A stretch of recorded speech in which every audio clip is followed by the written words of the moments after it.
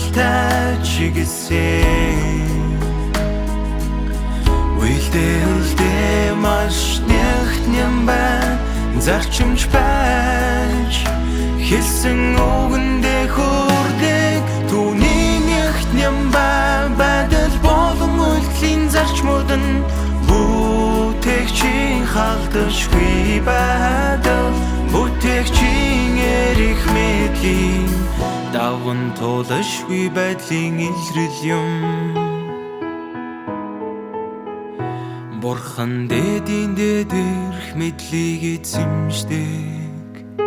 бүх зүйл түүний ноёрхолдор байдаг бүх зүйлийг захирах хүч чадал түүнд байдаг хэдий Бурхан хизээч өөрийн төлөвлөгөөг нуураж тасалдуулж байгаагүй Тэр эрх мэдлээ хэрэгжүүлэх болгондоо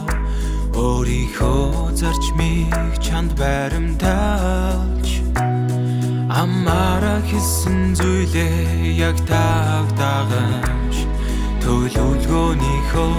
алхмууд болон зорилгыг дагдаг хэлэх шаардлагагүй зүйл гэвэл Бурхны дээд эрхийн дор байдаг бүх зүйл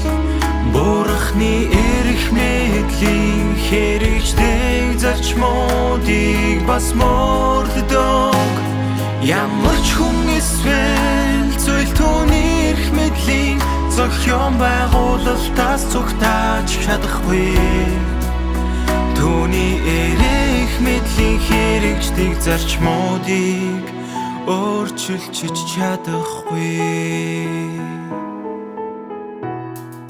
Бурхны нүдээр бол өргөцсөн хүмүүс Бурхны эрх мэдлээс үүдэн өрөөлгүй үртэж харагдсан хүмүүс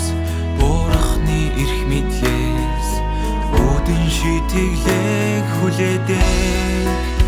Бурхны эрх мэдлийн дээд эрхэн дор ямар ч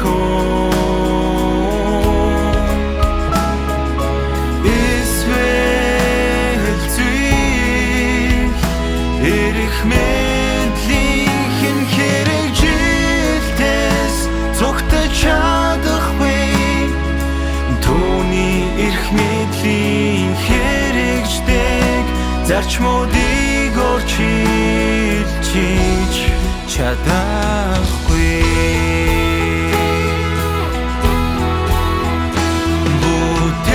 Бүтээгчийн эрх мэдэл нь альва хүчин зүйлийн өөрчлөлтөөр хувирдаггүй Тэрчлэн түүний эрх мэдлийн хэрэгжих зарчмууд нь ямар ч шалтгааны улмаас өөрчлөгддөггүй